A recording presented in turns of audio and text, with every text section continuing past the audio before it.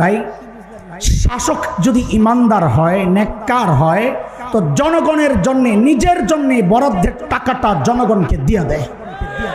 আর শাসকের মধ্যে যদি দিন না থাকে, দিন তো জনগণের বরাদ্দের টাকা মাইরা বিদেশ যায় বাড়ি বানায়। কথা বলেন না, ঠিক কিনা? ওই সমস্ত শাসক আর আমরা চাই না। না চান? এখন মনে মনে ইচ্ছা আছে, ওদেরকে আমরা চাই না।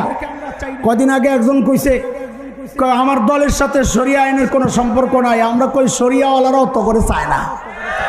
সাইনবোর্ডের নাম পাল্টাইবা আর ওই যে মার্কা পাল্টাইবা, মনে করছো কাম হইয়া যাইব, কাম হইব না। পাবলিক টের পাইয়া গেছে সবদিন গোড়া এক। কথা বলেন না। ইসলামকে মাইনাস করে, আলেম ওলামাদেরকে মাইনাস করে এই দেশ চলবে না, চলতে দেওয়া হবে না। প্রয়োজনে আরেকটা বিপ্লব হবে ইনশাআল্লাহ। প্রস্তুত থেকো। সমস্ত ইমানওয়ালা কোরআনের পক্ষের লোকজন